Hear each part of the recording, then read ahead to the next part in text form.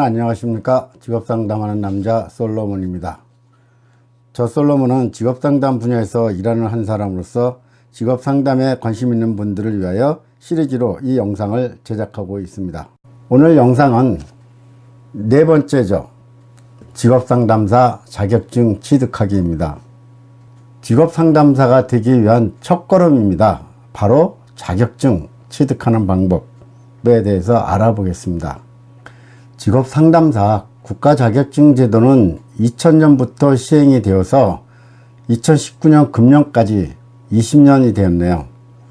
그동안 이 자격증 제도에 얼마나 많은 사람들이 응시하고 합격했는지 그래프를 통해서 알아보도록 하겠습니다. 이 그래프는 제가 큐넷 사이트에 들어가서 연도별 자격증 시험 응시 인원 및 합격 인원 자료를 가지고 만든 그래프입니다.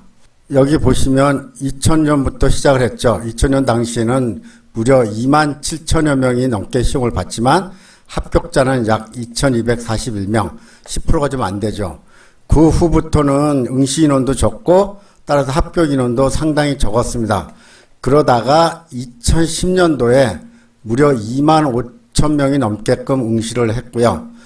그 후로 24,000명, 21,000명 이런 식으로 쭉 2만 명대 수준을 유지하다가 지난해는 23,328명이 응시를 해서 무려 6,955명이 합격을 했습니다.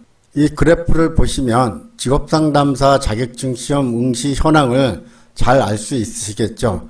그만큼 직업상담사 자격증 시험에 관심이 많아진 것 같습니다. 이러한 자격증 시험 제도에 관한 것은 한국산업인력공단에서 운영하는 큐넷이라고 하는 사이트가 있습니다. 한번 이 사이트를 들어가 보겠습니다.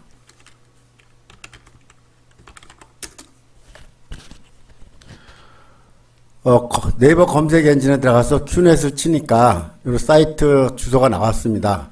이걸 클릭해 보겠습니다.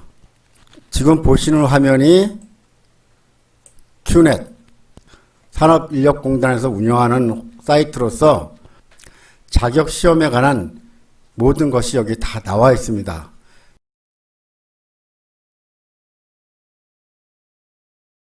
지금 보고 있는 화면은 한국산업인력공단에서 운영하는 자격에 관한 모든 것 큐넷 사이트입니다. 이 사이트에는 자격증 시험 일정은 물론이거니와 원서 접수, 합격자 및 답안 발표, 자격증 신청까지 그 내용으로 구성되어 있습니다.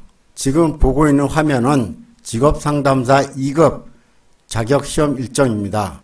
2019년도에 1회, 2회, 3회 이렇게 1년에 3회 보도록 되어 있고요. 필기 원서 접수 기간, 필기 시험 일자, 합격 일자, 실기 원서 접수 기간, 실기 시험, 최종 합격자 발표 이런 식으로 되어 있습니다. 다음은 이 홈페이지에 나와 있는 취득 방법입니다. 시행처는 한국산업인력공단으로 되어 있고요. 제3번 시험 과목은 필기 과목과 실기 과목으로 나누는데 필기 과목은 총 5개 과목으로 되어 있습니다. 첫 번째 직업상담학, 두 번째 직업심리학, 세 번째 직업정보론, 네 번째 노동시장론, 다섯 번째 노동관계법 이렇게 되어 있고요. 실기는 직업상담 실무라고 하지만 5개 과목에서 주관식으로 나온다 이렇게 아시면 될 것 같습니다. 검정 방법은 필기 객관식 사지택일형 100문제고요. 실기는 필답형으로 해서 2시간 30분 동안 되어 있습니다. 다섯 번째 합격 기준은 1차 필기시험은 5개 과목, 매 과목별 40점 이상 받아야 되고요. 전 과목 평균 60점 이상이라야 됩니다. 실기는 60점 이상만 받으면 되겠습니다. 더 자세한 내용을 보시려면 큐넷 홈페이지에 들어가면 다 볼 수가 있습니다. 직업상담사 자격시험에 관한 것을 알아보았으니까요. 어떻게 공부하면 되는지 공부하는 방법에 대해서 말씀드리겠습니다. 시험 공부하는 방법으로는 학원이나 직업훈련기관 같은 데서 교육을 받는 경우, 그리고 독학으로 공부하는 방법, 그리고 스타디 같은 동아리를 결성해서 공부하는 방법 등이 있습니다. 시험 공부 세 가지에 대해서 장단점을 한번 표를 통해서 비교해 보겠습니다. 학원과 훈련 기관에서 공부하는 방법, 독학, 또 인터넷 강의를 통한 방법, 스터디 동아리 이렇게 세 가지로 구분을 했는데요. 일단 학원과 훈련 기관의 장점은 전문 강사의 도움을 받아서 좋다는 거고요. 그 다음에 학원 시간표에 의해서 진도 나가기가 쉽다. 그리고 같이 공부하는 수강생 간의 경쟁의식을 느껴서 열심히 하게 되죠. 그런가 하면 정보 공유가 가능합니다. 그런데 이런 학원 훈련 기관의 단점은 비용이 좀 들어가죠. 지원을 받더라도 몇십만 원 들어가는 거는 좀 부담이 되겠죠. 그런가 하면 학원에 가야 되고 또 학원에 정해진 시간에 들어야 되기 때문에 시간과 장소 면에서 좀 구애를 받는다. 이런 단점이 있습니다. 독학, 인터넷 강의는 시간과 장소에서 좀 자유롭다. 비용이 적게 든다는 장점이 있고요. 대신에 혼자 공부하다 보니까 정보 공유가 아무래도 부족하겠죠. 또 인터넷 강의 시에는 현장감이 좀 학원이나 훈련 기관에서 좀 떨어지는 건 사실이고요. 또 혼자 공부하다 보니까 좀 외로운 면이 있습니다. 스타디나 동아리 같은 경우는 시간 장소에 역시 구애를 덜 받습니다. 그리고 비용이 적게 들고 정보 공유가 가능합니다. 그러나 여기 단점이 있죠. 모르는 사람끼리 그룹을 결성하기가 쉽지 않다는 것하고요. 중도 이탈자가 발생할 시에 본인도 포기할 가능성이 높다는 것입니다. 그리고 시험 공부 방법별로 합격률을 보니까 학원 훈련기관 같은 경우는 합격률이 60%대로 비교적 높은 편이고요.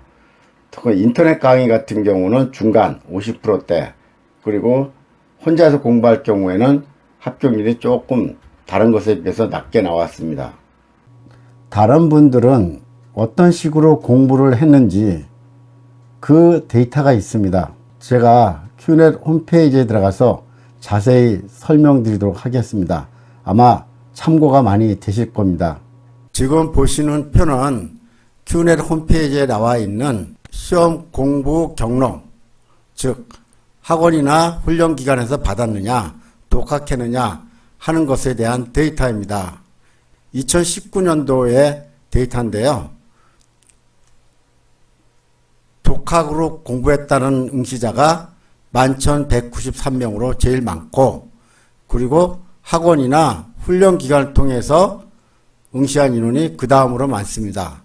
합격률은 독학이 45.7%인데 비해서 학원이나 훈련기관이 약 60%대로 조금 높습니다. 지금 보시는 표는 시험 준비 기간입니다. 3개월 미만 준비한 응시자가 16,785명으로 제일 많고, 3개월에서 6개월 시험을 준비한 응시자가 4,839명으로 그 다음으로 많습니다. 이 같은 경우는 1차 필기시험의 경우고요. 2차 필기시험에도 3개월 미만 6개월까지 걸린 응시 인원이 많았습니다.